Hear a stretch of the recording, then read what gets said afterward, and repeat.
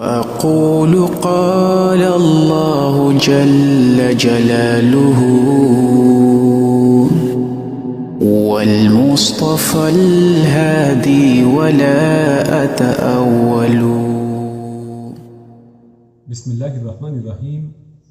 الحمد للہ رب العالمین والصلاة والسلام علی اشرف الانبیاء وسید المرسلین. اما بعد، رب اشرح لی صدری ویسر لی امری واحلل عقدۃ من لسانی یفقہوا قولی ربنا زدنا علما. قرآن حکیم کے 12ویں پارے کی تفسیر کا خلاصہ پیش کیا جا رہا ہے، اور اس 12ویں پارے کا آغاز سورہ ہود کی 6 آیت سے ہوتا ہے، اور جبکہ سورہ ہود اس کی پہلی 5 آیتیں 11ویں پارے کے آخر میں بیان کی گئی ہیں. تو سورہ ہود جو ہے یہ ایک بڑی ہی عظیم سورت ہے. نبی اکرم صلی اللہ علیہ وسلم سے ابن عباس رضی اللہ تعالی عنہ کے توسط سے جامع ترمذی کی حدیث میں ارشاد ملتا ہے کہ ابو بکر صدیق رضی اللہ تعالی عنہ نے رسول اللہ صلی اللہ علیہ وسلم سے دریافت کیا کہ آپ بہت بوڑھے دکھائی دیتے ہیں. تو نبی اکرم صلی اللہ علیہ وسلم نے ارشاد فرمایا کہ مجھے سورہ ہود، سورہ واقعہ، سورہ مرسلات اور اسی طرح عما یتساءلون اور سورہ تکویر ان سورتوں نے بوڑھا کر دیا ہے. یعنی ان کے اندر جو مضامین ہیں ان کے اندر اللہ رب العزت نے پرانی قوموں کے تذکرے اور آخرت کا بیان رکھا ہے، جس کی وجہ سے اللہ کے نبی صلی اللہ علیہ وسلم کا یہ فرمان ہمارے سامنے آتا ہے. سورہ ہود یہ اس کا جو مرکزی مضمون ہے وہ اصل میں توحید ہی ہے، اور اس حوالے سے اللہ رب العزت نے سورت کے اندر پچھلی قوموں کے تذکرے کیے ہیں، پچھلے انبیاء اور ان کی قومیں اور ان کے ساتھ ان کا جو پیغام تھا اور ان کی قوموں کا جو جواب تھا، اللہ رب العزت نے ان کو یہاں پر ذکر کیا ہے. اور اس سورت کا آغاز بسم اللہ الرحمن الرحیم الف لام را حروف مقطعات سے ہوتا ہے، جس کی تفصیل ہم سورہ بقرہ کے اندر پڑھ آئے ہیں. اس کے بعد اللہ رب العزت نے یہ پہلی آیت کے اندر ارشاد فرمایا کتاب احکمت آیاتہ ثم فصلت من لدن حکیم خبیر. تو اللہ رب العزت نے سورہ ہود کا آغاز جو ہے وہ قرآن کریم کے تعارف کے ساتھ کروایا ہے کہ اس کے اندر اللہ رب العزت نے قرآن کریم کی 4 بڑی صفات جو ہیں وہ ذکر کی ہیں، جس میں سب سے پہلی بات کہی گئی کہ کتاب، کہ یہ قرآن کریم جو ہے ایک کتاب ہے. جس طرح یہ قرآن ہے، قرآن کا مطلب ہے پڑھی جانے والی کتاب، اسی طرح یہ ایک لکھی ہوئی کتاب بھی ہے. تو یہ کتاب ان سے اس کے لکھے جانے کا ثبوت ہمیں ملتا ہے. پھر اس کے بعد اس کو اللہ رب العزت نے فرمایا احکمت آیاتہ، اس کی جو آیات ہیں، اس کے اندر جو آیتیں ہیں وہ محکم آیات ہیں، جس کا ذکر اللہ رب العزت نے سورہ آل عمران کے شروع میں بھی فرمایا ہے. اور محکم کا اصل میں مطلب یہ ہے کہ یہ خوب پختہ ہیں. اس کے اندر جو احکامات آئے ہیں وہ بڑے اٹل اور بڑے یعنی مضبوط اور احکامات ہیں، ان کے اندر سے کوئی تبدیلی ہونے والی نہیں ہے، اور یہ ہمیشگی آخر امت تک قیامت تک کے لیے یہ احکامات ہیں. اب اس کے اندر کسی تبدیلی کی گنجائش نہیں ہے. پھر اسی حوالے سے اس کے اندر ایک نظم و ضبط جو ہے، ایک کے بعد دوسری صورت اور ایک صورت کے بعد جو دوسری جو آیات اور اگلی صورتیں ہیں، ان سب کے اندر ایک بہترین نظم اللہ رب العزت نے بیان کر دیا ہے. پھر اس کے بعد اللہ نے فرمایا ثم فصلت، پھر اللہ رب العزت نے اس کو کھول کر بیان کیا ہے، اس کی تفصیلات بھی ذکر کر دی ہیں. ایک آیت دوسری آیت کی تشریح کرتی ہے، تفسیر کرتی ہے. اور اللہ رب العزت نے آیات کی جو ترتیب اور صورتوں کی جو ترتیب اس کے اندر رکھی ہے، اس کے اندر بھی اصل میں مفاہیم کو سمجھنے میں آسانی ہوتی ہے. لہذا فرمایا کہ ثم فصلت، پھر یہ تفصیلی بھی ہے، اس کے اندر تفاصیل ہیں اور تفسیر بھی ہے. پھر اللہ رب العزت آخر میں فرماتے ہیں من لدن حکیم خبیر. اور یہ بھی اس قرآن مجید کی ایک فضیلت اور ایک خاص بات ہے کہ یہ حکیم خبیر کی طرف سے نازل کی گئی ہے، یہ اس کا کلام ہے. اور حکیم یعنی ایسا حکمت والا کہ اس کی کوئی بات حکمت سے خالی نہیں ہے، ہر چیز کے اندر کوئی نہ کوئی حکمت موجود ہے. اور خبیر یقیناً وہ خبردار ہے، وہ جاننے والا ہے، جو سب چیزوں کو جانتا ہے. تو ظاہر ہے اس کی حقیقتوں کو بیان بھی صرف وہی ذات کر سکتی ہے.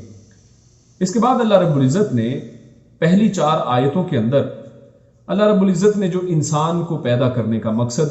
پھر انسانوں کو پیدا کرنے کے مقصد کے اندر وہ پہلا مقصد کیا ہے، وہ اللہ رب العزت کی عبادت ہے. اللہ نے اس کا تذکرہ فرما دیا ہے کہ اللہ تعبدوا الا اللہ، کہ تم اللہ کے علاوہ کسی کی عبادت نہ کرنا. پھر رسالت اور انبیاء کا مقصد اللہ نے بتا دیا ہے، اننی لکم منہ نذیر و بشیر،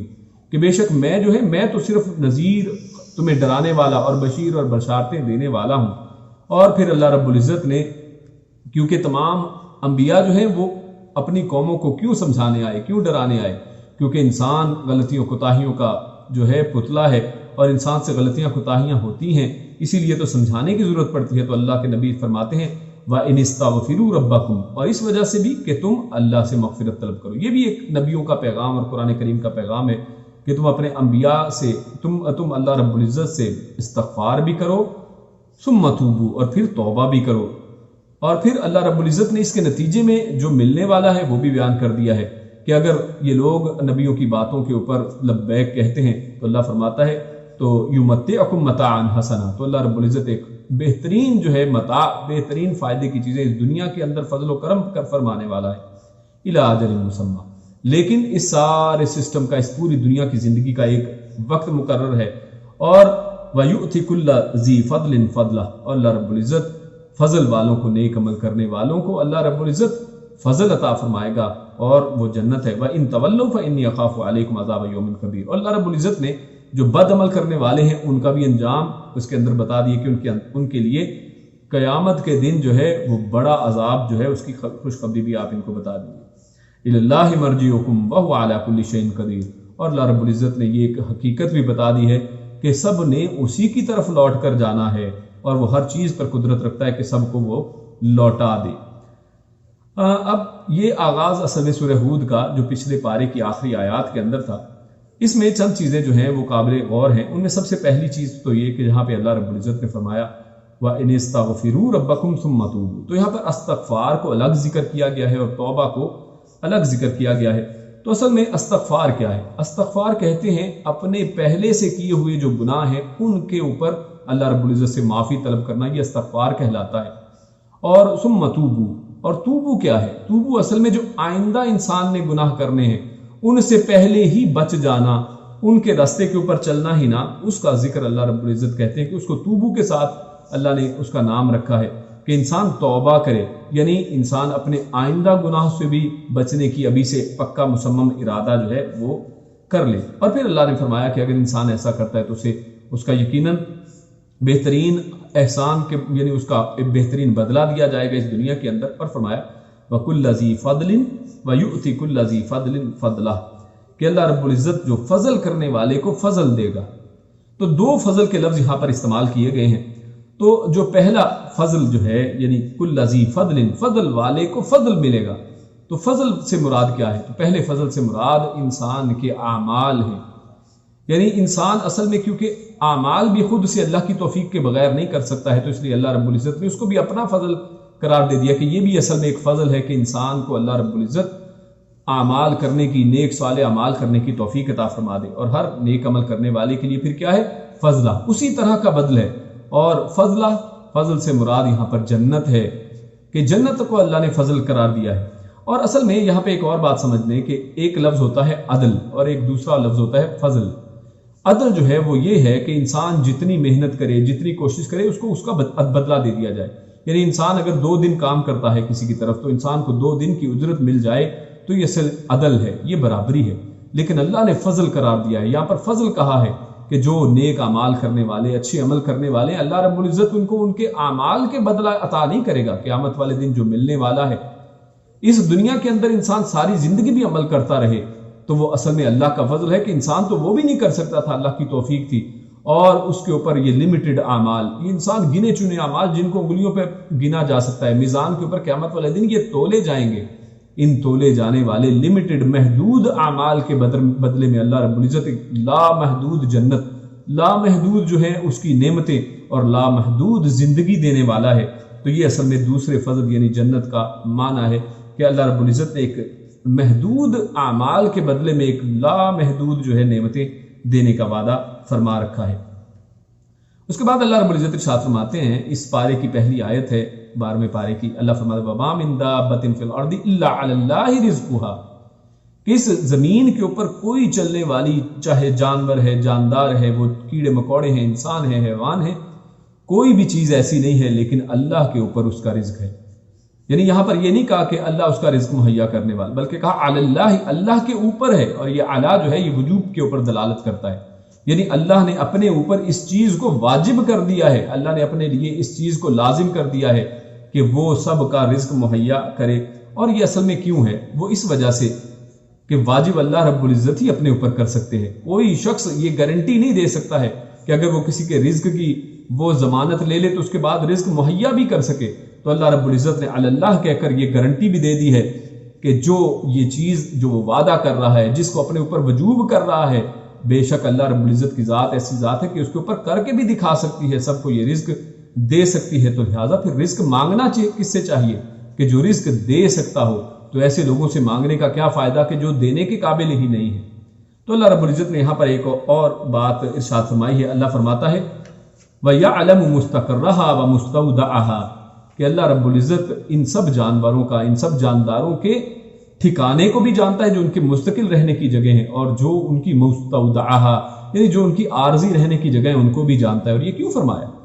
کیونکہ یہ اس لیے فرمایا کہ اللہ رب العزت کی ذات نے کیونکہ ان کو رزق مہیا کرنا ہے، رزق پہنچانا ہے، تو لہٰذا رزق وہی جو ذات پہنچا سکتی ہے جو ان کے ٹھکانوں کو جانتی ہے، تاکہ جہاں پر بھی وہ موجود ہوں، یہ نہیں کہ اچھا وعدہ تو اس جگہ پہ رہنے، اگر آپ یہاں پر کام کریں گے، جیسے آپ اس کی ایک مثال لے لیں، کوئی امپلائر جو ہے جو ملازمت آپ کو دیتا ہے وہ آپ کو اسی وقت اس کی تنخواہ دیتا ہے اور دے سکتا ہے کہ جب تک آپ اس کے پاس کام کرتے ہیں، جب آپ وہاں سے ایک دم غائب ہو جائیں تو وہ آپ کو نہیں جانتا ہے کہ آپ کدھر ہیں، اور آپ کے اوپر وہ تنخواہ پہنچانے کے اوپر قادر ہی نہیں ہے۔ لیکن اللہ فرماتا ہے کہ اللہ تمہارے مستقل ٹھکانوں اور عارضی ٹھکانوں کو بھی جانتا ہے، اور تمہیں ہر جگہ پر جہاں پر بھی تم چاہے پتھروں کے اندر چھپ جاؤ، اللہ رب العزت پتھر کے اندر کیڑے کو بھی رزق مہیا کرنے کے اوپر قادر ہے۔ اور پھر اللہ نے فرمایا آگے آیت نمبر 9 میں اللہ فرماتا ہے وَلَئِنْ أَذَقْنَا الْإِنسَانَ مِنَّا رَحْمَةً ثُمَّ نَزَعْنَاهَا مِنْهُ إِنَّهُ لَيَئُوسٌ کفور۔ اللہ نے فرمایا یہاں پر کہ اس دنیا کے اندر اللہ رب العزت جو بھی نعمتیں دیتا ہے، اصل میں جو بھی رحمت اس دنیا کے اندر نعمتوں کی شکل میں انسان کو ملتی ہے، اللہ نے اس کے لیے یہاں پر لفظ اذقنا یعنی ذائقے کا فرمایا۔ اور اس کے پیچھے حکمت اصل میں یہ ہے کہ اس دنیا کے اندر جتنی بھی انسان کو بے انتہا نعمتیں بھی مل جائیں، آخرت کے مقابلے میں یہ تمام نعمتیں صرف ایک ذائقے کے برابر ہیں، یہ صرف ایک چکھنا ہے۔ اصل جو افطار ہے، اصل جو کھانا ہے، اصل جو پوری پارٹی ہونی ہے وہ تو ابھی باقی ہے، یہ سب تو آخر میں انشاءاللہ ملنے والا ہے۔ اس دنیا کے اندر جو کچھ ہے یہ تو صرف ایک ذائقے اور چکھنے کی اصل میں بات ہے، اور یہ اس سے زیادہ نہیں ہے۔ تو اس سے پتہ چلتا ہے کہ آخرت کی نعمتیں جو ہیں وہ اس دنیا کی نعمتوں کے سامنے وہ کتنی زیادہ عظیم اور بڑی ہیں، اور اس دنیا کی نعمتیں آخرت کے سامنے کتنی حقیر اور کم تر ہیں۔ پھر اللہ آگے آیت نمبر 15 میں اللہ ارشاد فرماتا ہے وَمَنْ كَانَ يُرِيدُ الْحَيَاةَ الدُّنْيَا وَزِينَتَهَا نُوَفِّي إِلَيْهِمْ أَعْمَالَهُمْ فِيهَا وَهُمْ فِيهَا لَا يُبْخَسُونَ۔ تو اللہ رب العزت نے لوگوں کے 3 گروہ اگر کیٹیگرائز کیے جائیں تو 3 طرح کے لوگ دنیا میں موجود ہوتے ہیں۔ ان میں سے ایک وہ لوگ ہیں جو لوگ اللہ کی عبادت اس دنیا کے لیے کرتے ہیں کہ اللہ کی عبادت کریں گے تو رزق میں اضافہ ہو جائے گا، یہ دعا پڑھیں گے تو یہ ہو جائے گا، یہ کام کریں گے تو یہ مل جائے گا، یعنی اس دنیا کے فائدوں کی خاطر وہ پوری اللہ کی عبادت کو کرتے ہیں۔ اور دوسرا گروہ وہ ہے جو اللہ کی عبادت کو لوگوں کے دکھاوے کے لیے کرتا ہے، وہ اصل میں اللہ کے لیے کرتا ہی نہیں ہے، عبادات تو کرتا ہے، وہ نمازیں بھی پڑھتا ہے، روزے بھی رکھتا ہے، قرآن کی تلاوت بھی کرتا ہے، جہاد میں شریک بھی ہوتا ہے، لیکن سب کا جو مقصد ہے وہ اللہ کی رضا نہیں بلکہ دکھاوا ہوتا ہے۔ اور تیسرے وہ لوگ ہیں جو اللہ کی رضا کے لیے، خالص اللہ کے لیے اعمال کو کرنے والے ہیں۔ تو یہاں پر اللہ رب العزت فرماتا ہے وَمَنْ كَانَ يُرِيدُ الْحَيَاةَ الدُّنْيَا وَزِينَتَهَا، تو جو بندہ صرف دنیاوی زینت کو اختیار کرتا ہے، جو صرف دنیا کا فائدہ چاہتا ہے، تو اللہ رب العزت کہتے ہیں کہ اس کو یہاں پر تو اس کو اعمال کا برابر بدلہ دے دیا جاتا ہے، لیکن اس کے بعد اولئک الذین لیس لہم فی الآخرۃ الا النار۔ لیکن یہ جو پہلی 2 کیٹیگریز بتائی گئی کہ جو اللہ کے لیے نہیں کرتے بلکہ دکھاوے کے لیے کرتے ہیں، یا پھر دنیاوی فائدہ حاصل کرنے کے لیے کرتے ہیں، تو اللہ کہتا ہے کہ قیامت والے دن ان کے لیے آگ کے سوا کچھ بھی نہیں ہے۔ اور اس حوالے سے ایک معروف حدیث بھی آپ سب جانتے ہیں کہ اللہ کے سامنے 3 لوگوں کو لایا جائے گا، اور ان میں سے ایک کہے گا کہ میں قاری ہوں اور میں تمہاری خاطر کرت کرتا تھا۔ اللہ فرمائے گا کہ تو جھوٹ بولتا ہے کہ تو کرت اس لیے کرتا تھا کہ لوگ کہیں کہ کتنا بہترین قاری ہے۔ یا پھر تو ایک دوسرا آدمی جو غنی تھا، جو پیسہ خرچ کرتا تھا، اللہ کے راستے میں صدقات و خیرات کرتا تھا، وہ بھی یہی دعویٰ کرے گا، اللہ اس کو بھی جھٹلا دیں گے کہ نہیں تو اس لیے کرتا تھا کہ لوگ کہیں کہ کتنا غنی ہے، کتنا سخی ہے۔ اور اسی طرح مجاہد کو بھی اللہ رب العزت اسی طرح ٹھکرا دیں گے کہ نہیں تو نے اس لیے کیا کہ لوگ کہیں کہ جناب کتنا دلیر تھا، کتنا بہادر تھا. اور یہ چیزیں جو ہیں سب ہمارے سامنے کہ اللہ فرماتا ہے کہ وَحَبِطَ مَا صَنَعُوا فِيهَا، کہ اللہ وہاں پر قیامت والے دن اس سب کو برباد کر کے مٹا کر رکھ دے گا. پھر اس کے بعد آگے اگر چلیں تو آگے اللہ رب العزت آیت نمبر 27 ہے، اللہ فرماتا ہے کہ نوح علیہ السلام کی اصل میں قوم کا تذکرہ یہاں پر شروع ہو جاتا ہے. اور قوم نوح، آپ جانتے ہیں کہ نوح علیہ السلام نے اپنی قوم کے اندر ایک لمبا عرصہ جو ہے وہ گزارا ہے اور اپنی قوم کو توحید کی دعوت دی ہے. لیکن ان کی قوم، بلکہ صرف انہی کی قوم نہیں، آپ پوری باقی بھی قومیں دیکھیں تو ہر ایک میں آپ ایک نقطہ نوٹ کریں گے کہ ہر ایک میں ملعو کا ذکر ملتا ہے کہ ان کے قوم کے بڑوں کو یہ کہا اور قوم کے بڑوں نے آگے سے یہ جواب دیا. اس سے یہ پتہ چلتا ہے کہ انبیاء نے ٹارگٹ کس کو کیا ہے؟ قوم کے بڑوں کو کیا ہے. جیسے فرعون کی مثال لے لیں، نمرود کی مثال ابراہیم کے معاملے میں لے لیں، تو سب نے اپنی اپنی قوم کے بڑوں کو اصل میں ٹارگٹ کیا ہے. اور اس سے دعوت کا ایک بہت بہترین جو ہے ہمارے سامنے ایک نقطہ نکلتا ہے کہ جب بھی آج جو داعیان ہیں وہ بھی دعوت دیں تو قوم کے بڑوں کو دعوت دینے کی کوشش کریں، کیونکہ جب ایک بڑا دعوت قبول کر لے پورے کے پورے باقی اس کو ماننے والے اسی کے پیچھے چل نکلتے ہیں اور سب اسی کے راستے کے اوپر چلنا شروع کر دیتے ہیں. تو لہٰذا یہ بڑی ہی فائدے کا سودا ہے. اور اسی حوالے سے اللہ کے نبی صلی اللہ علیہ وسلم بھی اس کے حوالے سے بڑے حریص رہا کرتے تھے کہ قوم کے بڑے کاش اس کے اوپر آ جائیں، ایمان کو اور دین کو تسلیم کر لیں. اور اللہ کے نبی صلی اللہ علیہ وسلم نے تو ابو جہل کے لیے بھی دعا کی تھی کہ اللہ رب العزت ایک یہ عمر جو ابو جہل ہے اور یا دوسرے جو عمر بن خطاب ہیں، آپ ان کو اسلام کے لیے قبول کر لیں. اللہ رب العزت نے عمر بن خطاب کو قبول کر لیا اور یقیناً اس کے ساتھ دیکھیے کہ کتنا بڑا فائدہ ہوا تھا، کیونکہ وہ ایک قوم کے بڑوں میں سے تھے اور اس کی وجہ سے پھر ایک بہترین جو اسلام کے سامنے فتوحات کے سلسلے کھل جاتے ہیں اور اسلام کو تقویت ملتی ہے. اور اس حوالے سے یہ بڑوں کا ایک رویہ بھی بیان کیا ہے کہ بڑوں کا دوسروں کے ساتھ رویہ کیا ہوتا ہے. انہوں نے نوح علیہ السلام کو جو جواب دیا وہ فرمایا ہم اراذلنا بادی الرأی، کہ آپ کے ساتھ جو لوگ ہیں وہ تو صرف وہ لوگ ہیں جو اراذل ہیں، یعنی جو سب سے ذلیل لوگ ہیں، سب سے بیچارے غریب اور کم تر اور چھوٹے لوگ ہیں. یعنی یہ بڑے لوگوں نے انبیاء کا مذاق اڑایا ہے کہ آپ کی صرف پکار کو سننے والے جو لوگ ہیں وہ تو صرف اسی طرح کے غریب غربا اور چھوٹے قسم کے لوگ ہیں. لیکن اللہ رب العزت نے وہاں پر اپنا فیصلہ بتا دیا ہے اور اللہ رب العزت نے ہمیشہ چھوٹوں کی ہی مدد کی ہے. اور ان کے نبی نوح علیہ السلام نے پھر فرمایا، اللہ ان کا قول نقل کرتا ہے، یا قومی من ینصرنی من اللہ ان طردتہم، کہ اے میری قوم، یعنی اے قوم کے سرداروں اور جو لوگ اس کے اوپر اعتراض کر رہے ہو کہ میں نے چھوٹوں کو پاس کیوں رکھا ہے، تو وہ کہتے ہیں کہ اے میری قوم، یعنی اے یہ ملا اور اے سب لوگوں، پھر میری اللہ کے مقابلے میں کون مدد کرے گا اگر میں نے ان لوگوں کو ہی دھتکار دیا جو میرے قریب ایمان کی وجہ سے آئے ہیں، جو اس ایمان کو قبول کرنے والے ہیں. افلا تذکرون، کیا تم نصیحت نہیں پکڑتے ہو، کیا تمہیں سمجھ میں نہیں آتی ہے؟ اور اس کے بعد نوح علیہ السلام کا ایک اور قول یہاں پر ارشاد کیا گیا ہے، بیان فرمایا ہے. اور یہ قول پہلے ہم نبی اکرم صلی اللہ علیہ وسلم کے حوالے سے بھی پیچھے پڑھ آئے ہیں، یہاں پر یہ نوح علیہ السلام کے حوالے سے بھی بیان ہو رہا ہے، جس سے پتہ چلتا ہے کہ تمام انبیاء جو ہیں ان کی ایک بات ہی ہمارے سامنے آ گئی. فرمایا وَلَا أَقُولُ لَكُمْ عِنْدِي خَزَائِنُ اللَّهِ وَلَا أَعْلَمُ الْغَيْبَ وَلَا أَقُولُ إِنِّي مَلَكٌ وَلَا أَقُولُ لِلَّذِي تَزْدَرِي. تو یہاں پر اصل میں وہی تین باتیں، تین عقیدے یہاں پر ان کا رد کیا گیا ہے جن کا نبی اکرم صلی اللہ علیہ وسلم کے حوالے سے پہلے بیان ہو چکا ہے. اور اب یہاں پر نوح علیہ السلام بھی یہی دعویٰ کر رہے ہیں کہ اے میری قوم، میں نہیں کہتا کہ میرے پاس اللہ کے خزانے ہیں، میرے پاس اللہ کے خزانے کدھر سے ہیں، اور ولا اعلم الغیبہ، اور نہ ہی میں غیب کو جانتا ہوں، ولا اقول انی ملک، اور نہ ہی میں نور ہوں. یعنی تین جو عقائد آج امت مسلمہ کے اندر بھی موجود ہیں ان کا رد تمام انبیاء بھی کرتے ہیں، پیارے رسول نے بھی کر دیا. اس قرآن کے اندر یہ ساری چیزیں وضاحت کے ساتھ ہمارے سامنے، جیسے اللہ نے خود اس قرآن کی اس سورت کی پہلی آیت میں فرمایا ثم فصلت، کہ یہ قرآن جو ہے اس کی آیات جو ہیں بڑی محکم بھی ہیں، واضح بھی ہیں اور بڑی تفصیل کے ساتھ بھی ہیں. تو یہاں پر تفصیلاً یہ چیزیں اور ان عقائد کا رد اللہ نے فرما دیا ہے.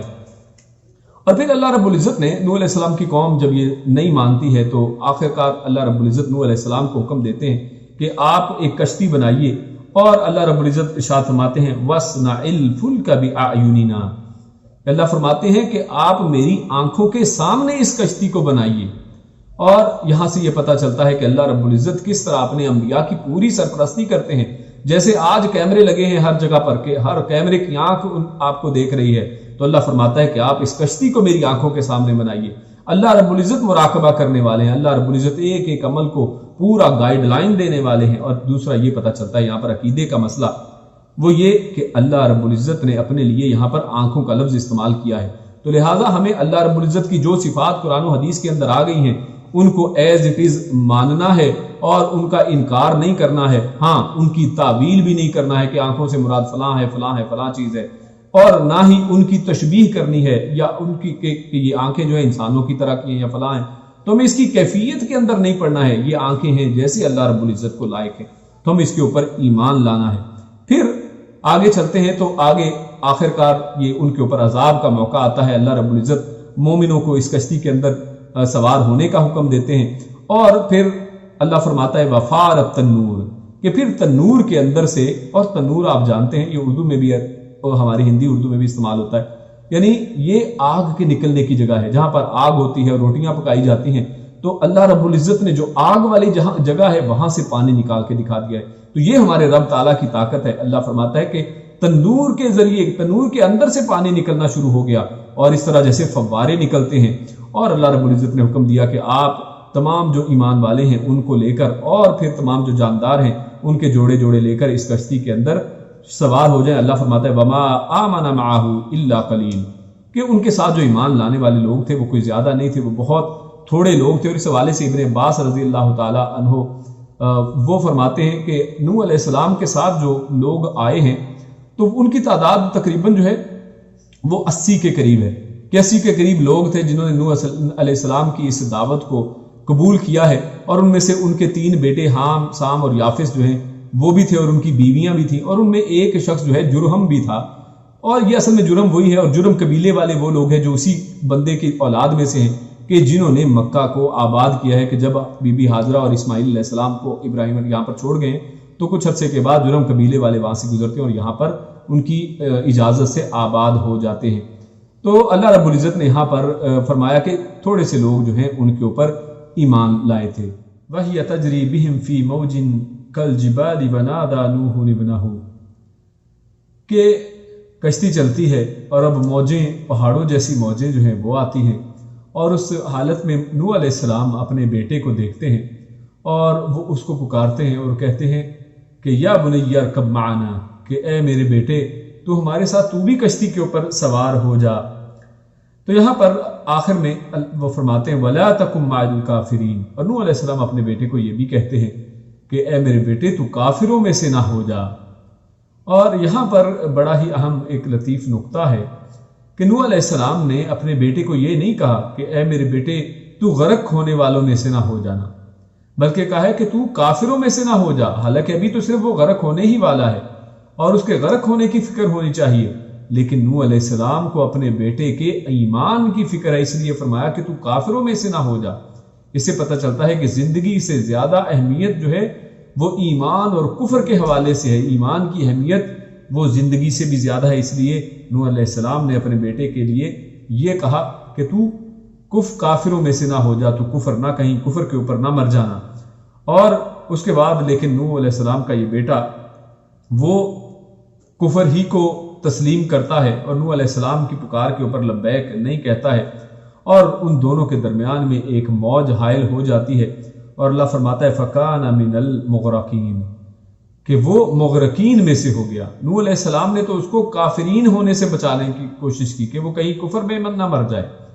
لیکن اللہ رب العزت فرماتا ہے کہ لیکن اس نے دنیا کو قبول کیا، کیونکہ غرق ہونے کا تعلق یہ دنیا کے ساتھ ہے، یہ زندگی کے ساتھ ہے، اور کفر کا تعلق یہ ایمان کے ساتھ ہے۔ اس نے ایمان کو ریجیکٹ کر دیا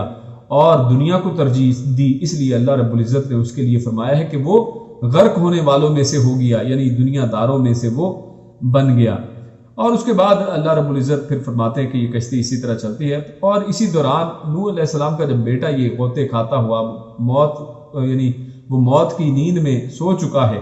تو اس وقت نوح علیہ السلام پھر اپنے بیٹے کی محبت میں وہ اللہ رب العزت کو پکارتے ہیں، اور وہ فرماتے ہیں وَنَادَى نُوحٌ رَبَّهُ فَقَالَ رَبِّ إِنَّ ابْنِي مِنْ أَهْلِي۔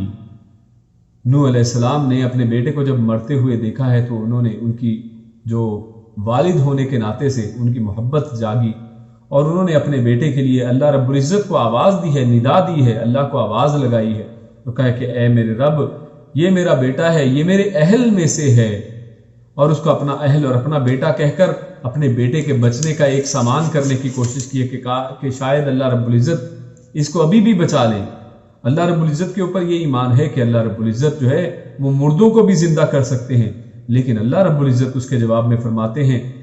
قال یا نوح انہ لیس من اہلک، حالانکہ وہ نوح علیہ السلام کا اپنا بیٹا ہے، لیکن اللہ رب العزت فرماتے ہیں کہ یہ تیرا اہل نہیں ہے، یہ تیرے گھر والوں میں سے ہی نہیں ہے۔ اللہ نے اس کا صاف انکار کر دیا ہے اور فرمایا انہ عمل غیر صالح، اور اس کی وجہ بھی بتا دی کہ کیوں اس کو تمہارے اہل میں سے نکال دیا گیا ہے، کیوں آج کے بعد وہ اب تمہارے گھرانے میں سے نہیں ہے، کیوں؟ کیونکہ اس کے عمل جو ہیں وہ غیر صالح، اس کے عمل اچھے نہیں ہے۔ تو اور آگے اس کے اوپر اللہ رب العزت نے تو نوح علیہ السلام کے ساتھ سختی بھی کی ہے اور ان کو ڈانٹا ہے اس بات کے اوپر، اور فرمایا فلا تسألنی ما لیس لک بہ علم، کہ آپ مجھ سے وہ سوال کیوں کر رہے ہیں کہ جس کے بارے میں آپ کو علم ہی نہیں ہے، ایسا سوال نہ کیجئے، انی اعظک ان تکون من الجاہلین، اور ہم آپ کو واعظ کرتے ہیں کہ اگر آپ نے ایسا کیا تو پھر آپ جاہلوں میں سے ہو جائیں گے۔ اور اس پوری بات چیت سے ہمارے سامنے یہ بات واضح ہوتی ہے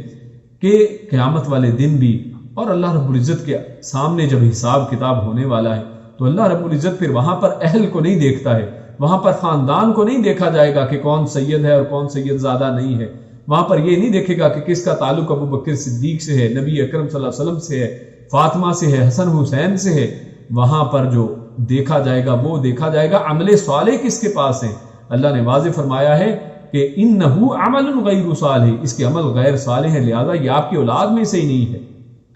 تو وہاں پر یہ جو خاندانی رشتے ہیں یہ کام آنے والے نہیں ہیں، وہاں پر کوئی پیر و مرشد بچا سکتا نہیں ہے۔ جب ایک باپ اور ایک نبی باپ اپنے بیٹے کو اس کے غیر اور عمل صالح نہ ہونے کی وجہ سے، اس کی بدعمالیوں کی وجہ سے بچا نہیں پائے ہیں، تو یہ پیر و مرشد کیسے بھلا بچا سکتے ہیں؟ اور اس کے بعد اللہ رب العزت فرماتے ہیں اللہ کے نبی صلی اللہ علیہ وسلم کو یہ واقعات تفصیل سے بتانے کے بعد کہ تلک من انباء الغیب نوحیھا الیک، کہ یہ اصل میں غیب کی خبریں ہیں جو ہم آپ کی طرف وحی کر رہے ہیں، یعنی نبی اکرم صلی اللہ علیہ وسلم کو جو بعض، اور یہاں پر یہ لفظ غور کرنے والا ہے، من انباء الغیب، یہ نہیں کہا کہ انباء الغیب ہم غیب کی ساری خبریں آپ کو بتا رہے ہیں، نہیں، کہا من انباء الغیب کہ نبی اکرم صلی اللہ علیہ وسلم کو اللہ رب العزت نے اپنے غیب کے خزانوں میں سے چند باتیں بتا دی ہیں، ان میں سے کچھ چیزوں کی اطلاع دے دی ہے، اور یہ اطلاع بھی اس کو اللہ رب العزت نے فرمایا نوحیھا الیک، کہ یہ ہم نے آپ کی طرف وحی کی ہیں، وحی کے ذریعے سے نبیوں کو جو ہے وہ غیب کی کچھ خبریں جو ہیں اللہ رب العزت جتنا چاہتا ہے اتنی معلومات جو ہے وہ دے دیتے ہیں۔ اور اللہ رب العزت فرماتے ہیں ما کنت تعلمها انت ولا قومك من قبل هذا، اور اس بات کو اور اللہ رب العزت نے واضح کر دیا ہے کہ نہ ہی آپ اور نہ ہی آپ کی قوم اس سے پہلے ان باتوں کو بالکل جاننے والی نہیں تھی، نہ آپ ان کو پہلے جانتے تھے اور نہ آپ کی قوم جانتی تھی، بلکہ ہم نے یہ اصل میں آپ کو سارے واقعات جو ہیں یہ بہترین قصے وہ آپ کو بتائے ہیں، سنائے ہیں۔ اس کے بعد قوم عاد کا تذکرہ شروع ہوتا ہے، اور ہود علیہ السلام اپنی قوم کو اللہ کی عبادت کی طرف دعوت دیتے ہیں، لیکن ان کی قوم بھی جو ہے وہ ان کی دعوت کو قبول نہیں کرتی ہے، اور ہود علیہ السلام اپنی قوم کو کہتے ہیں وَيَا قَوْمِ اسْتَغْفِرُوا رَبَّكُمْ ثُمَّ تُوبُوا إِلَيْهِ يُرْسِلِ السَّمَاءَ عَلَيْكُمْ مِدْرَارًا وَيَزِدْكُمْ قُوَّةً إِلَىٰ قُوَّتِكُمْ وَلَا تَتَوَلَّوْا مُجْرِمِينَ۔ اصل میں یہ ہود علیہ السلام کی قوم عاد جو ہے یہ بڑی طاقتور قوم تھی، اور ان کو اپنی طاقت پر بڑا ناز تھا، اور وہ ہود علیہ السلام کو اپنی طاقت کے سامنے کچھ نہیں سمجھتے تھے، لیکن ہود علیہ السلام جو ہے پھر بھی اپنی قوم والوں کو یہی سمجھا رہے ہیں کہ تم استغفار کا جو ہے وہ ہتھیار استعمال کرو، تم استغفار کر لو، اپنے گناہوں کے اوپر شرمندہ ہو جاؤ، اس کے اوپر معافیاں مانگ لو،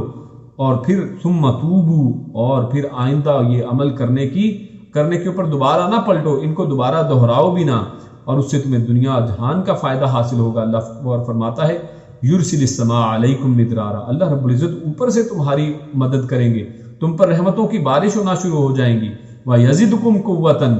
اور جس قوت کے اوپر تمہیں ناز ہے اللہ رب العزت اس قوت کے اندر اور اضافہ فرما دیں گے، اِلَىٰ قُوَّتِكُمْ وَلَا تَتَوَلَّوْا مُجْرِمِينَ، اور مجرم بن کر تم منہ نہ پھیرو۔ اور یہاں پر اس آیت سے پہلے آیت نمبر 51 کے اندر بلکہ ایک بات کا ذکر ہے، اور یہ بات جو ہے یہ پہلے قوم نو بھی کہہ آئے ہیں، اور اب یہاں پر یہی بات دوبارہ ریپیٹ کی جا رہی ہے قوم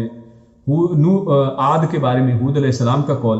اور یعنی یہ تمام انبیاء ایک ہی بات، سب نے ایک ہی بات کی ہے اپنی قوم کو. وہ کہا یا قومی لا اسألکم علیہ اجرا ان اجری الا علی اللہ فطرنی، کہ میں تم سے کوئی چیز نہیں ڈیمانڈ کرتا ہوں، میرا اجر تو اللہ رب العزت کے پاس ہے. افلا تعقلون. اور پہلے نوح علیہ السلام کے حوالے سے وہاں پر جب یہ آیت آئی تو وہاں فرمایا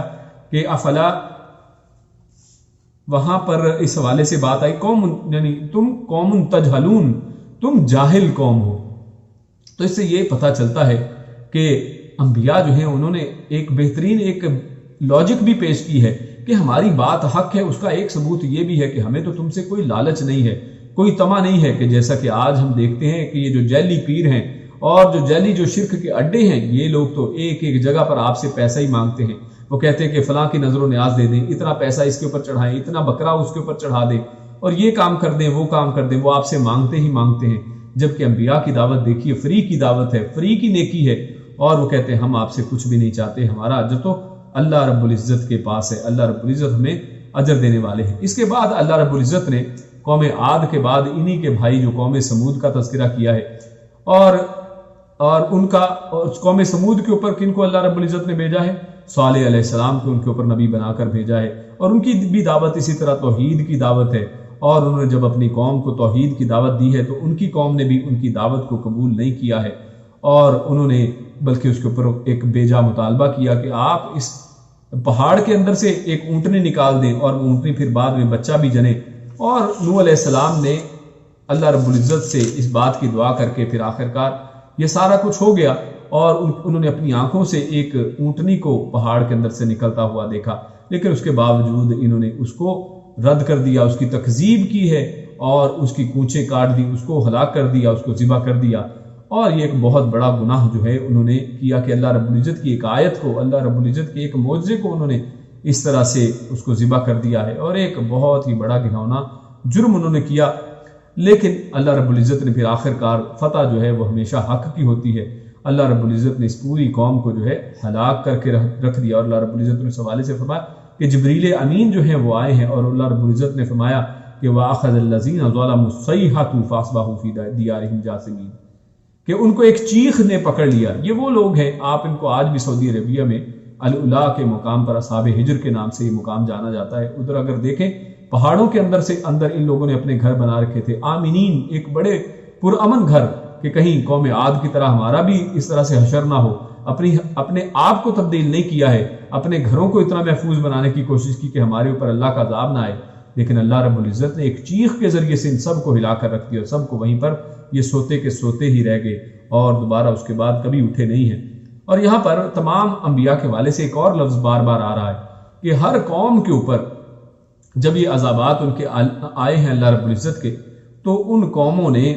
وہاں پر ان قوموں کے حوالے سے اللہ نے فرمایا ہے کہ كَأَن لَّمْ يَغْنَوْا فِيهَا، کہ جب عذاب آئے ہیں تو ہر ایک کے لیے اللہ نے ایک ہی لفظ استعمال کیا ہے، وہ یہ کہ وہ اس کے بعد ایسے ہو گئے جیسے یہاں پر کوئی رہتا ہی نہیں تھا. یعنی اللہ رب العزت نے انہیں اس طرح نیست و نابود کر دیا، صفحہ ہستی سے مٹا دیا کہ اس کے بعد وہ ان کا کوئی نام و نشان بھی وہاں پر باقی نہیں بچا ہے. اس کے بعد اللہ رب العزت نے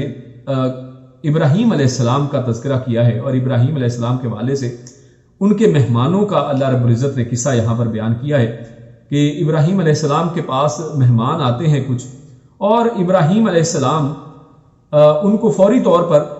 جاتے ہیں اور ایک بچڑا جو ہے وہ اس کو ذبح کر کے ان کے سامنے پیش کر دیتے ہیں. اور یہاں سے بڑا بہترین نقطہ نکلتا ہے وہ یہ کہ جب کوئی مہمان کسی کے گھر میں آئے تو فوری طور پر اس سے یہ نہ پوچھا جائے کہ اچھا آپ کیا کھائیں گے، کیا پیئیں گے. اصل میں یہ ایک ٹال مٹول اور نہ کرنے والی بات ہوتی ہے. یعنی یہاں پر اخلاق جو انبیاء کا دکھایا گیا وہ یہ کہ انہوں نے پوچھا بھی نہیں ہے، اور ان کے لیے کھانا جو بھی وہ تھا وہ پیش کر دیا ہے. اور اسی والے سے اللہ رب العزت نے یہیں پر ان آیات کے اندر ایک مہمان اور جو میزبان ہیں ان کے حقوق کا بھی ذکر کر دیا. فرمایا کہ وہ جب آئے تو انہوں نے وَلَقَدْ جَاءَتْ رُسُلُنَا إِبْرَاهِيمَ بِالْبُشْرَىٰ قَالُوا سَلَامًا، تو پتہ چلا جو آنے والا ہے وہ سلام کہے گا، اس کو چاہیے کہ پہلے سلام کرے. اس کے جواب میں فرمایا قَالَ سَلَامٌ، اور ابراہیم علیہ السلام نے بھی جواب میں پھر سلام کے ساتھ ان کا جواب دیا ہے. اور پھر اس کے بعد ان کے سامنے یہ جو بھی گھر میں پکا تھا اور جو بھی انہوں نے بلکہ ایک اسپیشل جو ہے ایک بچڑا جو ہے اس کو ذبح کر کے ان کے سامنے پیش کر دیا ہے. اور یہ ابراہیم علیہ السلام کے جو مہمان تھے لیکن یہ اس کو کھاتے نہیں ہیں. اور اپنا ہاتھ آگے نہیں بڑھاتے ہیں کھانے کے لیے. تو ابراہیم علیہ السلام کو اس کے اوپر تھوڑا تردد ہوتا ہے کہ یہ کیوں نہیں کھاتے ہیں. تو یہاں سے بھی پتہ چلا ہے کہ جب کوئی مہمان کے سامنے کوئی چیز رکھی جائے تو اس کو کھانا چاہیے. ان لوگوں نے کیوں نہیں کھایا؟ ابراہیم علیہ السلام اس کے اوپر تشویش میں پڑتے ہیں اور ان سے پوچھتے ہیں. تو وہ کہتے ہیں کہ ہم اصل میں فرشتے ہیں، اللہ کے بھیجے ہوئے فرشتے ہیں، اس وجہ سے ہم کھاتے نہیں ہیں. تو یہاں پر ایک اور نقطہ بڑا بہترین پتہ چلتا ہے کہ فرشتے کھاتے نہیں ہیں، فرشتوں کو حاجت نہیں ہوتی ہے. جو نوری مخلوق ہے ان کو کھانے پینے کی کسی قسم کی کوئی حاجت نہیں ہے، اور جو بشری مخلوق ہے ان کو اللہ رب العزت نے یہ کھانے پینے کی حاجتیں دے رکھی ہیں. اور پتہ یہ چلا کہ نبی اکرم صلی اللہ علیہ وسلم کو جو نور کہنے والے ہیں ان کا بھی یہاں پر یہ رد ہے کہ جو نوری مخلوق ہے وہ تو کھاتی نہیں ہے، جبکہ نبی اکرم صلی اللہ علیہ وسلم دائیں ہاتھ سے کھایا کرتے تھے، بسم اللہ پڑھ کے کھایا کرتے تھے، لقموں کو چبا چبا کر کھایا کرتے تھے، اور بے شمار نبی اکرم صلی اللہ علیہ وسلم کے اخلاق اس حوالے سے ہمیں ملتے ہیں. خیر، یہاں پر یہ مہمان جو بتاتے ہیں کہ ہم تو فرشتے ہیں اور ہم لوط علیہ السلام کی قوم کے اوپر جو ہے عذاب لے کر آئے ہیں، اور نبی اور یہ بھی کہتے ہیں کہ پھر اس کے ساتھ ساتھ ہم آپ کے لیے بھی ایک خوشخبری لے کر آئے ہیں. اور جب خوشخبری کی بات کرتے ہیں تو پیچھے سے ان کی بیوی سارا جو ہیں وہ پیچھے سے وہ ہنس پڑتی ہیں. فضاحکت، یہاں پر لفظ ہے فضاحکت، تو وہ ہنستی ہیں، اور اس سے یہ پتہ چلتا ہے کہ ہنسنا جو ہے اس میں کوئی حرج والی بات نہیں ہے. ہاں، اللہ کے نبی صلی اللہ علیہ وسلم نے بہت زیادہ ہنسنے سے اور صرف ہر وقت ہنستے ہی رہنا اور موت کو یاد نہ کرنا، اس سے اللہ کے نبی نے وہ منع فرمایا ہے. لیکن ہنسنے میں جو ہے وہ کوئی حرج نہیں ہے، تو وہ ہنستی ہیں. لیکن اللہ رب العزت کے یہ رسول جو ہیں، یہ جو فرشتے ہیں، یہ ان کو بشارت دیتے ہیں کہ ہم آپ کو اسحاق کی اور اسحاق کے بعد یعقوب کی بھی بشارت دیتے ہیں، یعنی بیٹے کی بھی اور پھر اس کے بعد پوتے کی بھی بشارت اصل میں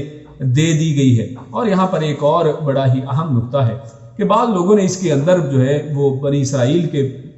جو بنی اسرائیل ہیں، یہود و نصارہ ہیں، ان کے اصل میں ہاں یہ کہا جاتا ہے کہ اصل میں جو ذبیح ہیں وہ اسحاق علیہ السلام ہیں، وہ اسماعیل علیہ السلام کو ذبیح نہیں کہتے ہیں. اور اس کے اوپر بہت سی ہماری طرف سے بھی اور ان کی طرف سے بھی بڑی بڑی موٹی کتابیں لکھی گئی ہیں. لیکن اس آیت کے اندر اگر غور کر لیا جائے تو یہ ایک آیت جو ہے بڑی بہترین دلیل ہے، اور اس کے اندر اللہ رب العزت جو ہیں وہ اسحاق علیہ السلام کی خوشخبری دے رہے ہیں اور پوتے کی بھی خوشخبری دے رہے ہیں، جس سے یہ بات واضح ہوتی ہے کہ یہ اصل میں ذبیح نہیں ہے. اگر یہ ذبیح ہوتے تو اللہ رب العزت اس کے بعد پھر پوتے کی خوشخبری نہ دیتے. جب اللہ نے اسماعیل علیہ السلام کو ذبح کا حکم دیا ہے تو اس کے اوپر ابراہیم علیہ السلام چونکے نہیں ہیں، کیونکہ ان کے لیے تو پوتے کی خوشخبری نہیں تھی. یہاں پر پوتے کی خوشخبری دی گئی ہے. اگر اسحاق علیہ السلام ہی کو ذبح کرنا ہوتا تو ابراہیم علیہ السلام کہتے کہ یعنی یہ تو پھر ایک سمپل پہلے سے معلوم تھا ان کو کہ جس کو ذبح کرنے کا حکم دیا گیا ہے اصل میں اس کو ذبح وغیرہ کوئی نہیں ہونا ہے، کیونکہ مجھے تو پہلے سے پوتے کی خوشخبری دے دی گئی ہے. تو لہٰذا یہاں پر اسماعیل علیہ السلام ہی کو اصل میں ذبح کیا گیا ہے، کہ جس کے بعد جو ہے وہ آگے کوئی خوشخبری اس طرح سے نہیں وہاں پہ دی گئی. اور اسحاق علیہ السلام کے حوالے سے باقاعدہ واضح طور پر خوشخبری دے دی گئی ہے کہ ان کی پشت سے پھر یعقوب علیہ السلام ہونے والے ہیں.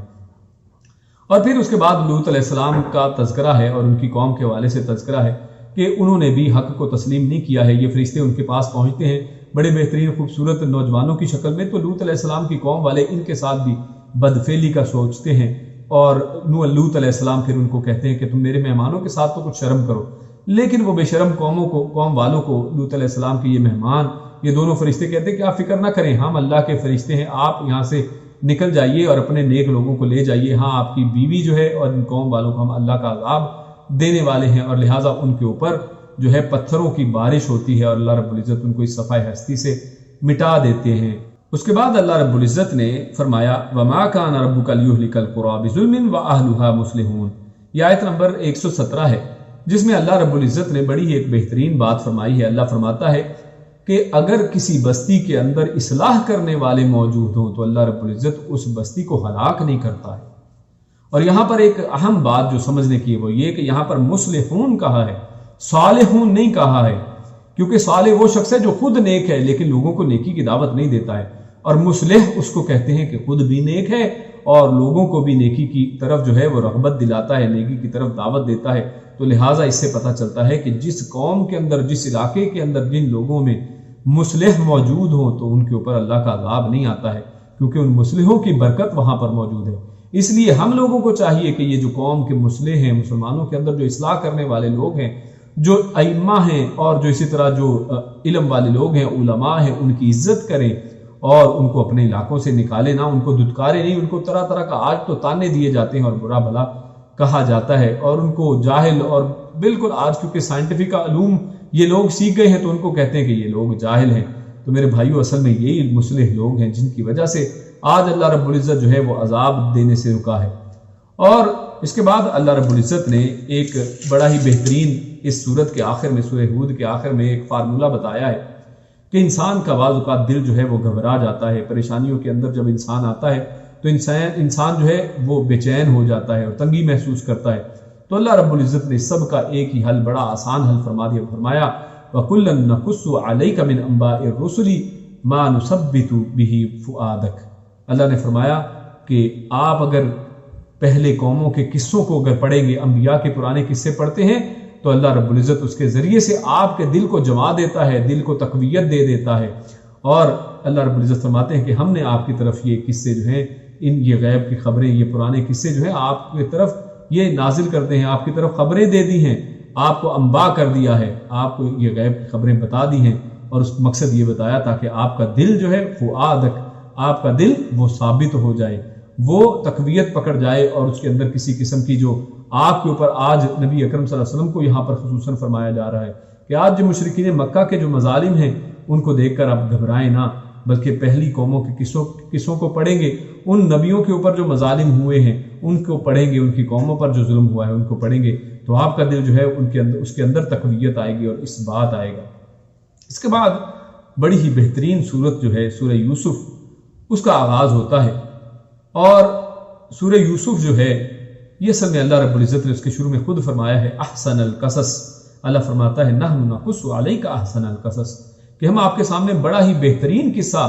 وہ آپ کے سامنے رکھ رہے ہیں، اور یقیناً یہ ایک بہترین قصہ ہے۔ یہ اصل میں ان قصوں میں سے ہے، قرآن کریم کی ان صورتوں میں سے ہے کہ جو پوری کی پوری جو ہے ایک ہی وقت میں نازل ہونے والی ہے، اور اسی طرح اس کے اندر ایک ہی واقعہ بیان کیا گیا ہے۔ جیسے پچھلی صورتوں کے اندر ہم پڑھ آئے ہیں کہ ہر صورت میں بے شمار انبیاء کے واقعات ہیں، یہاں پر صرف ایک ہی واقعہ، پوری صورت کا ایک ہی مضمون وہ ہمارے سامنے آتا ہے، اور اس صورت کی ابتدا اللہ رب العزت الف لام را حروف مقطعات ہی سے کرتے ہیں۔ اور اس صورت کے اندر یوسف علیہ السلام اور یعقوب علیہ السلام اور یوسف علیہ السلام کے بھائیوں کا قصہ شروع میں اللہ رب العزت ارشاد فرماتے ہیں کہ یوسف علیہ السلام کو ایک خواب آتا ہے، اور جو خواب ہیں وہ نبوت کے 46واں حصہ ہوا کرتے ہیں، سچے خواب۔ اور اللہ رب العزت فرماتا ہے کہ یوسف علیہ السلام نے خواب دیکھا اور فرمایا اذ قال یوسف لابیہ یا ابت انی رأیت احد عشر کوکبا والشمس والقمر رأیتهم لی ساجدین، کہ میں نے ایک خواب دیکھا ہے۔ وہ اپنے والد سے یہ خواب جو ہے بیان کرتے ہیں اور کہتے ہیں کہ میں نے اس میں 11 جو ہے ستارے دیکھے ہیں، 10 کوکبا 11 کوکبا 11 ستارے، اور سورج اور چاند دیکھا ہے۔ سورج سے مراد ان کے باپ ہیں، اور چاند سے مراد ان کی والدہ، اور 11 ستاروں سے مراد ان کے وہ 11 بھائی ہیں۔ یہ ٹوٹل 12 بھائی تھے یوسف علیہ السلام کو شامل کر کے۔ تو میں نے دیکھا ہے کہ وہ سب جو ہے یہ 11 بھائی اور 12ویں باپ اور 13ویں ماں، یہ سب مجھے سجدہ کر رہے ہیں۔ تو ان کے والد جو ہیں وہ کہتے ہیں کہ آپ اس کو دوسروں کے اوپر بیان نہ کیجیے، آپ اپنے بھائیوں کو اس کے بارے میں خبر نہ دیجیے۔ تو یہاں سے چند نکات ہمارے سامنے آتی ہیں۔ پہلی بات تو یہ کہ خواب جو ہے اس کو صرف اسی شخص کے سامنے بیان کیا جائے کہ جو آپ کا بڑا خیر خواہ ہے، جو آپ کا قریبی ہے، اور جو آپ کے بارے میں حسد و بغض کے اندر نہیں ہے۔ ایسے شخص کو، نیک لوگ کو، کسی نیک آدمی کو خواب بتایا جائے تاکہ وہ اس کی کوئی اچھی تعبیر جو اس کی موجود ہے، جو اس کو معلوم ہے، وہ اس کو بتا سکے۔ اگر معلوم نہیں ہے تو اس کے اوپر خاموش رہے، کیونکہ خوابوں کے حوالے سے احادیث کے اندر یہ آتا ہے کہ جو تعبیر اس کی بتا دی جائے پھر ویسا اللہ رب العزت کر دیتے ہیں، اور اسی لیے برے لوگوں کو خواب نہیں بتانا چاہیے تاکہ، اور جو لوگ خوابوں کی تعبیر نہیں جانتے ہیں ان کو بھی نہ بتایا جائے، کہیں وہ اس کی غلط تعبیر نہ بتائیں۔ تو اس لحاظ سے ان کو دوسروں کے اوپر اور ایسے لوگوں کے اوپر جو جاہل ہیں اور جو خوابوں کی تعبیر کو نہیں جانتے ہیں، جو مخلص نہیں ہیں، اس کے سامنے پیش نہیں کرنا چاہیے۔ دوسرا یہ کہ فرمایا قال یا بنی لا تقصص رؤیاک علی اخوتک، کہ اپنے بھائیوں کو یہ نہ بتانا،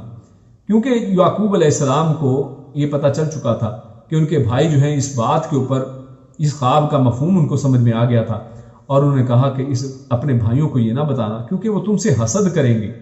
تو لہٰذا اس سے پتہ چلتا ہے کہ حسد جو ہے وہ کتنی بڑی بیماری ہے، اور اس صورت کے اندر ہم آگے پڑھتے ہیں کہ ان بھائیوں نے اسی حسد کی بنا پر، جب ان کو معلوم کسی طریقے سے ہو جاتا ہے اور کہ جو یوسف علیہ السلام ہیں انہوں نے اس طرح کا خواب دیکھا ہے، اور ان کے والد جو ہے وہ بھی یوسف علیہ السلام سے بے پناہ محبت کرتے تھے، اور یوسف علیہ السلام جو ہے بڑے خوبصورت بھی تھے، بڑے خوبرو نوجوان تھے، تو اس وجہ سے یہ ان سے حسد کرتے ہیں اور یہ پلاننگ کرتے ہیں کہ ان کو مار دیا جائے، لیکن ان میں سے کوئی ایک مشورہ دیتا ہے کہ ان کو مارا نہ جائے بلکہ کسی غار کے اندر، اندھے غار کے اندر پھینک دیا جائے اور خود بخود ان کو کوئی نہ کوئی لے جائے گا۔ لہٰذا کچھ لوگ وہاں سے قافلہ گزرتا ہے مصر میں جانے والا، اور وہ اس کو وہاں سے یوسف علیہ السلام کو وہاں پر لے جاتا ہے۔ آخرکار یوسف علیہ السلام عزیز مصر کے گھر میں پہنچ جاتے ہیں، عزیز مصر ان کو خرید لیتے ہیں اور کہتے ہیں کہ ہم اس کو اپنا بیٹا بنا لیں گے یا اس سے کوئی اور فائدہ ہم حاصل اسی طرح سے کر سکتے ہیں۔ یہ ایک پیارا اور نیک بچہ معلوم ہوتا ہے۔ لہذا خیر یہ اس طرح سے اللہ رب العزت یوسف علیہ السلام کو، یعنی کہتے ہیں نا کہ تندی یہ بات یہ مخالف سے نہ گھبرائے عقاب، یہ تو چلتی ہے تجھے اونچا اڑانے کے لیے، کہ ادھر یوسف علیہ السلام کے خلاف کس طرح سے تدابیر کی گئی ہیں، لیکن یوسف علیہ السلام کی عزت و مقام و مرتبے میں اللہ رب العزت نے کس طرح اضافہ کیا ہے۔ ان کو وہاں پر موت کے گھاٹ اتارنے کی کوشش کی گئی، غار کے اندر پھینکا گیا، لیکن اللہ رب العزت کے فیصلے چلنے والے ہیں۔ اللہ رب العزت جس کو چاہے عزت دیں اور جس کو چاہے ذلیل و خوار کر دیں۔ اللہ رب العزت نے یوسف علیہ السلام کو عزیز مصر کے گھر میں ٹھکانہ عطا فرما دیا ہے، بہترین ٹھکانہ۔ اور یہاں پر ایک نیا قصہ شروع ہوتا ہے۔ عزیز مصر جو کی بیوی جو ہے وہ یوسف علیہ السلام کی جوانی اور خوبصورتی کے اوپر جو ہے وہاں پر مر مٹتی ہے، اور وہ چاہتی ہے کہ وہ ان کو اپنی محبت کے جال میں پھنسا لے، اور اس حوالے سے وہ ان کے اوپر جو ہے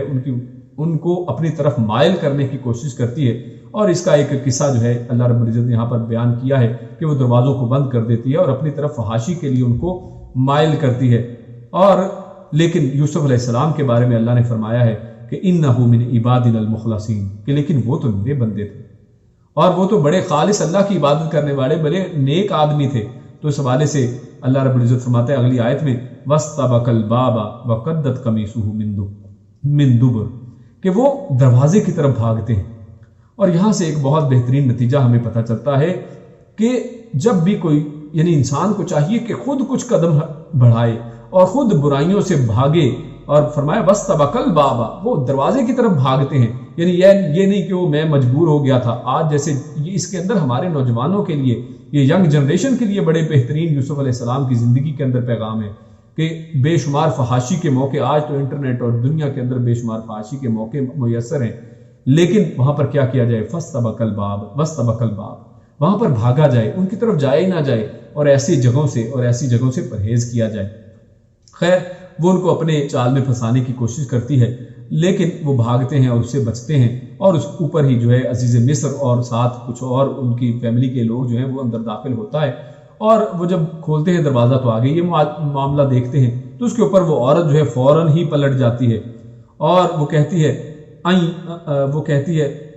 من اراد باہلک سوءا الا ان یسجن او عذاب علیم، کہ آپ اس کے بارے میں کیا ارادہ رکھتے ہیں، کیا فیصلہ کریں گے کہ جو بندہ آپ کے گھر والوں کے اوپر اس طرح کی بری نظر رکھے، آپ اس کو جو ہے جیل میں ڈال دیں تو یہی اس کی اصل میں سزا ہونی چاہیے، یا اس کو کسی دردناک سزا میں مبتلا کریں۔ یعنی عورتوں کا یہاں پر ایک رویہ بتایا کہ کس طرح ایک دم وہ پلٹ گئی ہے۔ وہ عورت جو ہے ایک لمحے پہلے اس کے اوپر فریفتہ تھی اور ابھی ایک دم اس کے اوپر پلٹ گئی، اس نے پانسا پلٹ لیا ہے۔ خیر ایک شاہد شاہد من اہلہا، جو عزیز مصر کے ساتھ دوسرا آدمی آتا ہے وہ وہاں پر وہ بھی شاہد ہے، اس پورے عینی شاہد ہے۔ وہ ایک مشورہ دیتا ہے کہ یہاں پر دیکھ لیا جائے کہ قمیص اگر آگے سے پھٹی ہے تو پھر اس کا مطلب ہے یوسف علیہ السلام جو ہیں وہ کچھ ارادہ رکھتے تھے، اور اس عورت نے بچاؤ کے اندر قمیص کو پھاڑ دیا ہے، اور اگر قمیص پیچھے سے پھٹی ہے تو یقیناً اس کے اندر یوسف علیہ السلام کا کوئی جو ہے وہ ان کا کوئی قصور نہیں ہے، بلکہ پیچھے یہ عورت ان کے اوپر بھاگی ہے، اور قصور سارے کا سارا عورت کا ہے۔ اور دیکھا جاتا ہے تو اسی طرح نکلتا ہے کہ قصور اس عورت کا تھا، قمیض پیچھے سے پھٹی تھی۔ اور اس کے اوپر جو ہے یہاں سے یہ ایک نتیجہ یہ بھی پتہ چلتا ہے کہ جو گواہ ہیں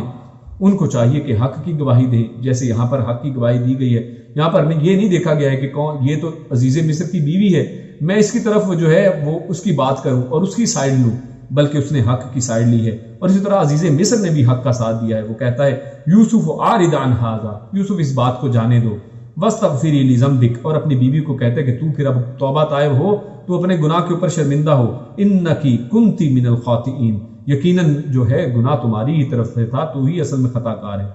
خیر اس کے اوپر وہ عورت پھر بھی یوسف علیہ السلام کا پیچھا نہیں چھوڑتی ہے، اور وہ عزیز وہ جو ہے وہ دیگر جو اس علاقے کی خواتین تک بھی یہ بات پہنچتی ہے کہ مصر کہ یہ اتنی عزیز مصر کی بیوی جو ہے وہ ایک اپنے غلام کے اوپر، ایک گھر کے اندر ایک غلام ہے اس کے اوپر اس طرح فریفتہ ہے۔ تو خیر عزیز مصر کی بیوی جو ہے وہ ان کو سمجھانے کے لیے ان کو بھی بلاتی ہے اور ان کے سامنے پھل فروٹ رکھتی ہے، 7 سوریاں رکھتی ہے، اور ان کو پھر اس کے بعد یوسف علیہ السلام کو وہاں پر آنے کا حکم دیا جاتا ہے۔ جب وہ یوسف علیہ السلام داخل ہوتے ہیں تو ان کے حسن کو دیکھ کر وہ عورتیں اپنے ہاتھ کاٹ دیتی ہیں اور کہتی ہیں ما ھذا بشر ان ھذا الا ملک کریم، کہ یہ تو اتنے حسین و جمیل ہیں، اتنے خوبصورت ہیں کہ لگتا ہے کہ یہ تو بندے ہی نہیں ہیں، یہ بشر نہیں ہیں، بلکہ یہ تو ملک کریم، یہ بڑے خوبصورت بہترین فرشتے ہیں۔ خیر وہاں پر یہ بات ساری وہاں پر ٹلتی ہے اور یوسف علیہ السلام کو اپنی عزت کی فکر ہوتی ہے اور وہ کہتے ہیں قال رب السجن احب الی مما یدعوننی الیہ، کہ اللہ رب العزت میں اس سب سے اور اس سب جو فریب جو ہے اور یہ سب فحاشی سے بچتے ہوئے مجھے تو یہ زیادہ پسند ہے کہ تو مجھے جیل میں ڈال دے، تو جیل مجھے زیادہ پسند ہے اس چیز سے کہ جس کی طرف یہ لوگ جو ہیں مجھے بلا رہے ہیں، جس گناہ کی طرف مجھے دعوت دی جا رہی ہے۔ خیر یوسف علیہ السلام کی دعا قبول کی جاتی ہے اور ان کو جیل میں بھیج دیا جاتا ہے، اور وہاں پر ودخل معه السجن فتیان، اور وہاں پر 2 لڑکے جو ہیں وہ جیل کے اندر ان کو بھی سزا ہوتی ہے، وہ آتے ہیں اور یوسف علیہ السلام سے اپنے اپنے خوابوں کے بارے میں پوچھتے ہیں، اور یوسف علیہ السلام اس موقع کو غنیمت جانتے ہیں اور دعوت دینے والوں کو یہاں پر ایک نصیحت کر دی گئی ہے کہ یوسف علیہ السلام پھر کہتے ہیں کہ میں تمہیں اس کا مطلب بتا دوں گا تمہارے خوابوں کا، لیکن اس سے پہلے میری بات سنو، جب تک کہ کھانا آ جائے اتنے دوران میں مختصراً تمہارے اوپر ایک دعوت رکھتا ہوں۔ اور یوسف علیہ السلام ان کے سامنے توحید کی دعوت رکھتے ہیں اور کہتے ہیں کہ تم اللہ کے علاوہ کسی کی عبادت نہ کرو، اس کے ساتھ کسی کو شریک نہ ٹھہراؤ، اور اللہ رب العزت کے سامنے وہ یہ بھی ان کو فرماتے ہیں کہ ذالک من فضل اللہ علینا وعلی الناس ولکن اکثر الناس لا یشکرون، کہ ہمیں چاہیے کہ اللہ کا شکر کریں، یہ سب اللہ کا فضل ہے جو ہم پر کیا گیا ہے۔ اور وہ کہتے ہیں یا صاحب السجن ارباب متفرقون خیر ام اللہ، اور ایک مثال دیتے ہیں کہ اے میرے جیل کے ساتھیوں، کیا متفرق یعنی بے شمار جو ارباب ہیں، جو اتنے رب لوگوں نے بنا رکھے ہیں، کیا یہ بہتر ہے ام اللہ، یا ایک اللہ بہتر ہے؟ یقیناً ایک اللہ جو ہے وہی بہتر ہے، اللہ الواحد القہار، جو اکیلا بھی ہے اور وہ طاقتور اور زبردست بھی ہے۔ ما تعبدون من دونہ الا اسماء سمیتموها، اور تم لوگ جن کی عبادت کرتے ہو، یعنی یہاں پر ان کو مخاطب کر کے کہا، یہ نہیں کہ ڈھکی چھپی بات کی ہے، واضح فرمایا ہے کہ تم لوگ جو ہے وہ اسے ایک عیب کے اندر مبتلا ہو، غیر اللہ کی عبادت کے اندر ہو، تو جن کی تم عبادت کرتے ہو وہ کیا ہیں؟ الا اسماء سمیتموها، وہ تو صرف نام ہے جو تم نے خود ہی رکھ لیے ہیں۔ اور آج اگر ہم دیکھیں اپنے مسلم معاشرے کا حال، تو کیا آج یہ جو بے شمار نام ہم نے خود نہیں رکھ لیے ہیں؟ آج ہم خود ہی کہتے ہیں کہ فلاں جو ہے وہ داتا ہے، فلاں جو ہے وہ حاجت روا ہے، مشکل کشا ہے، غوث اعظم ہے، گنج بخش ہے، اور بیٹے بیٹیاں دینے والے، یہ سب نام ہم نے خود رکھ لیے ہیں، اور ان میں سے کوئی داتا نہیں ہے، اللہ رب العزت داتا ہے، کوئی گنج بخش نہیں ہے، اللہ رب العزت ہر طرح کی بخشش دینے والے ہیں، کوئی مشکل کشا اور حاجت روا نہیں ہے سوائے اللہ رب العزت کی ذات کے، اور غوث اعظم سب سے بہترین جو ہے وہ غوث یعنی وہ دینے والا اور چھڑانے والا وہ صرف اللہ رب العزت کی ذات ہے کہ جو سب جو ہے یہ کام کر سکتی ہے۔ تو انہوں نے بہترین انداز میں مثالوں کے ذریعے سمجھا کر اپنی قوم کو ڈائریکٹ مخاطب کر کے ان کو کہا ہے کہ تم اس شرک کو چھوڑ دو، اور ان کے اوپر یہ دعوت رکھتے ہیں، اور پھر اس کے بعد ان کو بتا دیتے ہیں کہ تمہارے اندر کیا کیا فیصلہ ہونے والا ہے، اور ایک کو بتاتے ہیں کہ تمہیں قتل کی سزا ہو جائے گی اور ایک کو چھوڑ دیا جائے گا، اور ویسا ہی ہوتا ہے۔ اور وہ ساتھ ہی فرماتے ہیں قضی الامر، کہ اب فیصلہ ہو چکا، یعنی جب تم نے مجھ سے یہ ایک چیز کا پوچھ لیا ہے، اب میں نے تمہیں بتا دیا تو اب ایسا ہی ہوگا، یعنی نبی کی بات کتنی حق ہوتی ہے، اور یقیناً انہوں نے دیکھا کہ اس کے بعد ایسا ہی ہوا۔ پھر اس کے بعد وقت گزر جاتا ہے، ان میں سے ایک کو جس کو چھوڑ دیا جاتا ہے، یہ کہتے ہیں کہ جا کے تم عزیز سے میری بات اس کے بارے میں کرنا، لیکن وہ بھول جاتا ہے۔ اللہ رب العزت جو ہے وہ فرماتا ہے کہ شیطان نے اس کو اس کے اوپر بھلا دیا، اور پھر اس کے بعد ایک وقت آتا ہے کہ عزیز مصر جو ہے، ملک جو ہے، بادشاہ، وہ ایک خواب دیکھتا ہے، اور وہ اس خواب کو اپنے ملا جو ہیں، اپنے جو دوسرے لوگ ہیں درباری، ان کے سامنے بیان کرتے ہیں، اور تو وہ درباری کہتے ہیں کہ جناب یہ تو اضغاث احلام، یہ تو پریشان خواب ہے، یعنی ان کا کوئی میننگ وغیرہ نہیں ہے، یہ عجیب و غریب قسم کا آپ نے خواب دیکھا ہے، چھوڑیے اس کو۔ لیکن اس وقت جو ہے یہ ایک جو ساتھی تھا اس کو یاد آتا ہے کہ ہاں میں تو جو ہے سجن کے اندر، جیل کے اندر یوسف علیہ السلام کے ساتھ تھا، اور یوسف علیہ السلام اس خواب کی تعبیر بتا سکتے ہیں، اور وہ کہتے اجازت مانگتا ہے کہ مجھے ان کی طرف جایا جائے، اس کو اجازت دی جاتی ہے، اور وہ یوسف علیہ السلام کے پاس اس خواب کی تعبیر کے لیے آتے ہیں۔ خواب یہ تھا کہ وہ کہتا ہے ملک کہ میں نے 7 موٹی گائے دیکھی ہیں، اور 7 پتلی گائیں ہیں، اور پتلی گائیں موٹی گایوں کو کھا لیتی ہیں، اور اس کے بعد 7 بالیاں ہیں ہری بھری، اور 7 جو ہیں وہ بالکل جو ہے یعنی بیکار قسم کی بالیاں ہیں، اور یہ میں نے خواب دیکھا، اس کی تعبیر بتائیے۔ یوسف علیہ السلام کو جب یہ خواب بتایا جاتا ہے تو یوسف علیہ السلام نہ صرف خواب کی تعبیر بتاتے ہیں بلکہ اس کا حل بھی بتا دیتے ہیں۔ یعنی یہ ہوتا ہے کہ جب کسی سے پوچھا جائے تو نہ صرف اس کی صرف کہ جی تعبیر بتائی بلکہ اس کا حل بتایا جائے، تو یہ مصلح جو ہوتے ہیں لوگ وہ اس طرح کے ہوتے ہیں۔ تو یوسف علیہ السلام نے حل یہ بتایا اور اس کی خواب کی تعبیر یہ بتائی کہ اصل میں جو 7 موٹی گائیں ہیں، یعنی 7 پہلے بہترین جو ہے آپ کے اوپر دور آئے گا، بہترین فصل ہوگی، اور تمہیں چاہیے کہ ان دنوں میں جتنا صرف تمہاری ضرورت ہے اس کو کھاؤ، اور باقی سب کو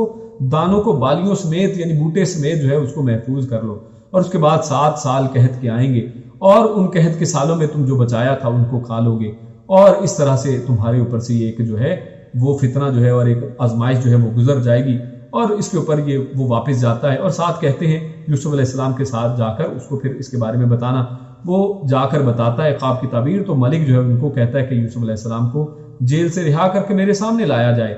لیکن یوسف علیہ السلام کہتے ہیں وقال الملک ائتونی بہ، کہ اس کو میرے پاس لاؤ، فلما جاءہ الرسول قال ارجع، یوسف علیہ السلام کہتے کہ نہیں، پیغام دینے والے کو کہتے کہ تم واپس جاؤ